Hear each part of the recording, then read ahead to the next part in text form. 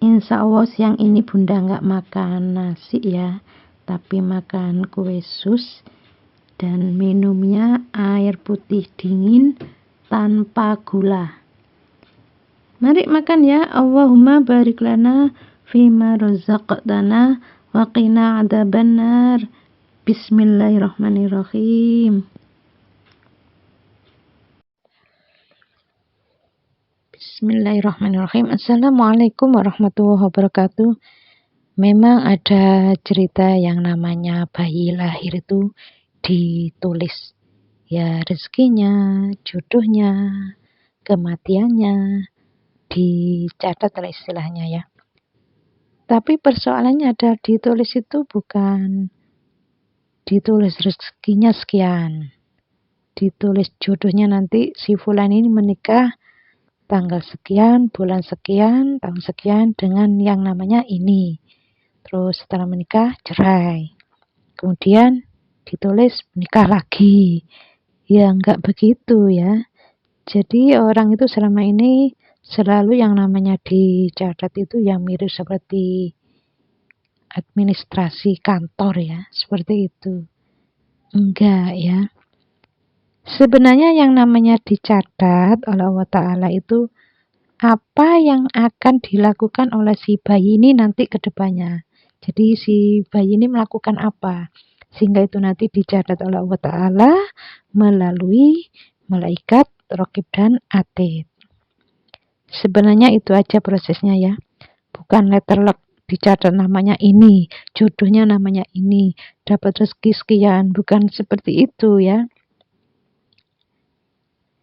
Jadi selama ini ya memang nggak ada yang bisa mengungkapkan itu ya, nggak ada. Walaupun dicatat, iya. Saya bersaksi, iya. Tapi bukan nama, bukan hartanya sekian ya. Bukan ya. Jadi tercatat itu karena perilakunya sehari-hari itu yang dicatat. Jadi si bayi ini nanti ke depannya rezekinya lancar apa enggak, dapat jodoh soleh-solihah apa enggak, mati mengenaskan apa enggak, mati husnul khotimah apa su'ul khotimah, itu ya tergantung. Jadi si bayi ini lahir, nanti kalau sudah balik dia melakukan apa. Jadi kalau misalnya baik sama kedua orang tua ya nanti insya Allah akan mendapatkan jodoh yang soleh-solehah. Jadi misalnya kalau si wanitanya ini dengan ayahnya itu sering melawan ya, kalau dinasihat itu marah malah gebrak pintu jedor. Nah itu nanti akan ketemu jodoh suaminya tuh mukulin dia yang seperti itu. Kalau si laki-laki juga begitu ya, kalau sama ibunya sering melawan, sering berantem, nanti ketemu jodoh ya istrinya itu suka melawan, suka berantem. Jadi kalau dinasihati nggak mau, dipanggil nggak mau nyaut ya apa istilahnya ya. Pokoknya kalau dinasihati itu suka marah-marah, suka melawan. Yaitu dulunya memang ya sama ibunya suka melawan ya. Jadi di dalam Al-Quran dijelaskan wala tulqu biaidikum ila tahlukati wa ahsinu innallaha yuhibbul muhsinin. Janganlah kamu menjerumuskan dirimu dengan perbuatanmu ke dalam kebinasaan. Nah, sebenarnya ayat ini menuntun seseorang ya, khususnya orang Islam ya, itu harus mengetahui bahwa perbuatan itu tidak sekali yang ia lakukan. Maksudnya perbuatan buruk itu tidak sekali, tapi berulang kali dilakukan, nggak mohon ampun, ya itu nanti dicatat. Dicatat oleh malaikat atid dan dilaporkan kepada Allah Ta'ala. Dan nanti akan menjadikan kebinasaannya dia. Makanya ada orang mati mengenaskan, ada yang mati dalam keadaan ditabrak, atau jatuh dari pohon, atau kejatuhan pohon besar, terus kakinya dan tangannya terpotong-potong. Ada yang matinya tuh dalam masjid ya, lagi baca Quran, lagi sujud, pokoknya bermacam-macam. Itu semuanya tergantung perilakunya. Wa ma asobakum min musibatin fabima kasabat aidikum. Jadi ayat yang di atas tadi, wala tulqu biaidikum ila tahlukati wahsinu innallaha yuhibbul muhsinin. Janganlah kamu menjerumuskan dirimu dengan perbuatanmu ke dalam kebinasaan.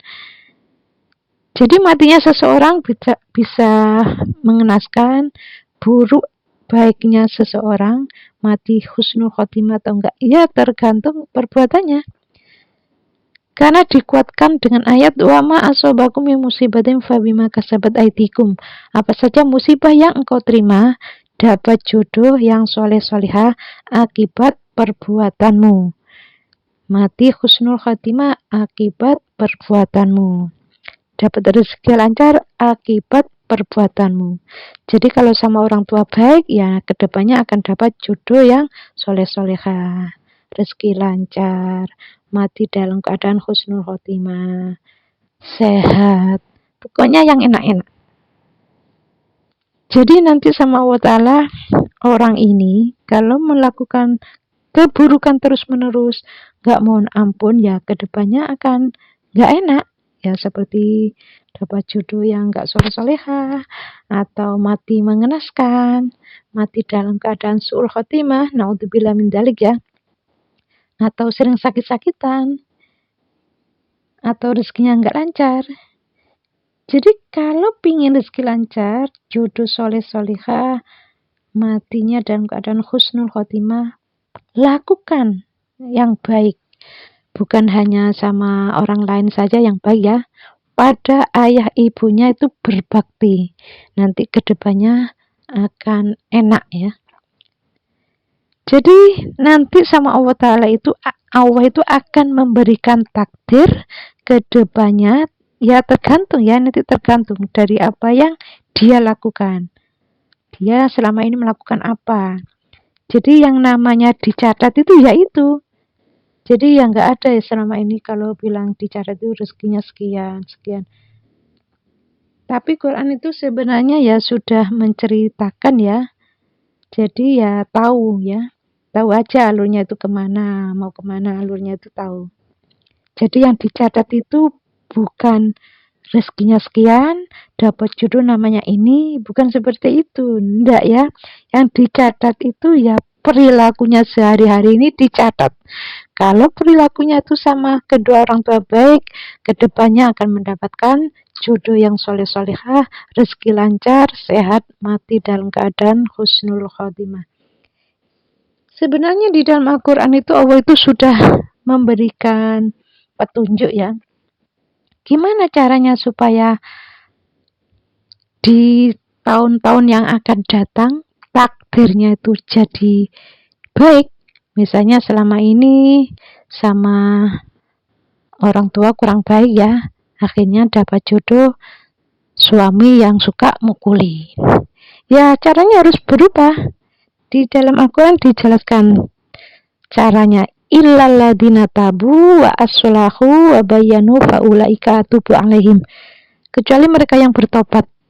Setelah bertobat, mohon ampun, berjanji enggak ulangi, wa aslahu, berbuat baik. Jadi kalau sudah tobat, mohon ampun pada Allah, berjanji enggak ulangi, minta maaf sama orang tua, enggak ngulangi. Jadi perbuatan yang selama ini itu apa? Misalnya selama ini tuh sering melawan. Jadi kalau dinasihati tuh enggak mau melawan, malah ngebrak pintu ya. Ya nanti ketemu suami yang mukulin, ya tobat. Kalau sama orang tua dinasihati mau mendengarkan, ya nanti akan ketemu jodoh yang baik. Ya entah itu suaminya tiba-tiba berubah jadi baik, atau nanti cerai, nanti menikah lagi ketemu dengan suami yang baik. Wallahu a'lam ya. Pokoknya yang jelas kalau perbuatan baik itu efeknya akan terkena dirinya sendiri. Itulah sebabnya di dalam Al-Quran dijelaskan kita disuruh berbuat baik kepada kedua orang tua. Karena efeknya tuh yang gak main-main ya. Bukan hanya rezeki saja yang lancar, tapi juga dapat jodoh soleh-solehah, dapat rezeki yang berupa kesehatan, mati dalam keadaan husnul khotimah. Ya mudah-mudahan video ini ada manfaatnya ya. Assalamualaikum warahmatullahi wabarakatuh.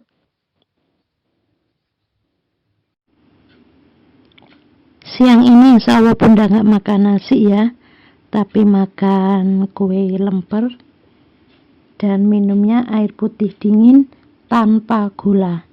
Mari makan ya. Allahumma barik lana fima razaqtana wa qina adzabannar. Bismillahirrahmanirrahim.